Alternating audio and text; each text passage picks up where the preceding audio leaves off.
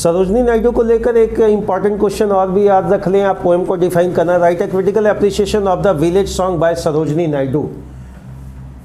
सबसे पहले एक बात, और मैं पहले भी बहुत सारे वीडियोस में हमने बता रखा है कि आप जो भी चीज़, कोई भी पोएम या कोई भी ड्रामा, कोई भी नॉवेल से जुड़ा हुआ स्टेटमेंट आया, आप राइटर के बारे में ज़रूर 10 से 12 लाइन लिख लें स्टार्टिंग में, ठीक है। अभी आते हैं हम लोग विलेज सॉन्ग पर। The village song is very interesting in the inspiring है, बहुत ही इंटरेस्टिंग और इंस्पायरिंग है। इट इंडिकेट्स या इंडिकेट करता है towards the love of the daughters for the objective of, प्रकृति के प्रति एक बेटी का प्रेम किस तरीके से डिफाइन किया गया, ड्रामेटिक वे में लिखा गया। इसका प्रेजेंटेशंस बिल्कुल ही सिंपल और स्टैंडर्ड है। एक माँ और बेटी के बीच के बात को विलेज सॉन्ग के माध्यम से डिफाइन करने की कोशिश की गई है। यह इंटेलेक्चुअल तरीके से डिफाइन किया गया है, आप इसको इंटेरोगेट स्टेटस से नहीं रख सकते हैं।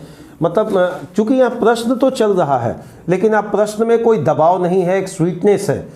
माँ पूछती है अपने बेटी से, तुम किधर जा रही हो, तुम क्या सोच रही हो, मैं जो तुम्हें बताने की कोशिश कर रहा हूँ वो तुम क्यों नहीं समझने की कोशिश कर रही हो।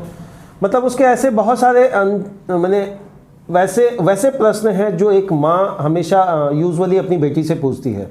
ऐसे जवाब में उधर से बेटी कहती है कि माँ, मैं इन शहर के जीवन से थक चुकी हूँ, मैं परेशान हो चुकी हूँ, मुझे नहीं लगता यहाँ कोई चार्मिंग है, मुझे नहीं लगता यहाँ कुछ ज्वेल है, मुझे नहीं लगता यहाँ कुछ ऐसा भी चीज़ है जो इंजॉय करने की चीज़ है।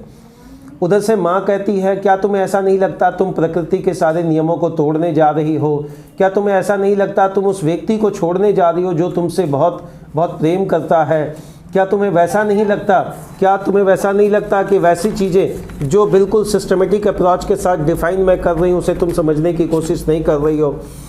एक हरास मेंटेलिटी यहाँ पर डिफाइन हो रहा है। देखिए, चूँकि यहाँ सरोजनी नायडू और उनकी माँ के बीच के कन्वर्सेशन को लेकर विलेज लाइफ को फोकस किया गया, तो फर्स्ट फेज में आप ये लिख देंगे कि उनकी माँ का कुछ क्वेश्चन है अपनी बेटी के प्रति। यह स्वाभाविक सा मैटर है। She is decided to go away to the beautiful forest. Finally, after getting the most of the questions, and Sarojini Naidu, she has decided that I will not live here, I will go to forest because it's a very beautiful and wonderful place where we can enjoy and entertain our life without having any other encumbrance. मैं बिना किसी परेशानी का मैं अपने life को enjoy कर सकती हूँ, मैं खुश रह सकती हूँ। उन्होंने अपने खुशी को बताने के दौरान में इस बात को बताया कि स्वीट और सेंटेड, किस तरीके से सुगंधित और स्वीट चंपा फ्लावर्स जो है वो चमकता है जंगलों में, उसके चीज़ों को हम इंजॉय कर सकते हैं। वो ये भी कहता है कि कोयल को इंजॉय करना कितना सिस्टम, मतलब एक बहुत बढ़िया इंजॉयफुल मैटर है। वो ये भी डिफाइन करने की कोशिश करती है कि कोयल का गाना कितना बढ़िया है। वह माँ को भी इनवाइट करती है। देखिए, यहाँ फर्स्ट फेज में माँ का क्वेश्चन, बेटी का आंसर। सेकंड में अब बेटी माँ को इनवाइट कर रही है, आप आइए, जंगल को एंजॉय करिए, जंगल के चीज़ों को समझिए, उसको कंटिन्यू करिए। फिर भी माँ इस अटेम्प्ट को नहीं छोड़ती है, वो अपना अटेम्प्ट बरकरार रखी हुई है कि हम तब तक कन्विंस करते रहेंगे अपनी डॉटर को जब तक कि वो इस बात को समझ नहीं पाए, इस वर्ल्ड को समझ नहीं पाए।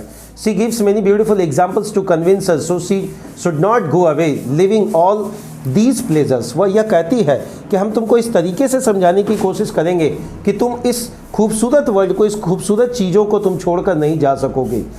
On the other side, a daughter is not ready, वह तैयार नहीं है इन चीज़ों को एक्सेप्ट करने के लिए, इस प्लेजर को एक्सेप्ट करने के लिए, इन थीम को एक्सेप्ट करने के लिए। वह अपने इन शॉर्ट चीज़ों से तंग आ चुकी है, वह शॉर्ट इंजॉयमेंट से तंग आ चुकी है। वह इंजॉय करना चाहती है वैसी चीज़ें जो लॉन्ग लाइफ हो, और ये लॉन्ग लाइफ उसे नज़र आता है कहाँ? जंगलों में, फॉरेस्ट में, विलेज लाइफ में।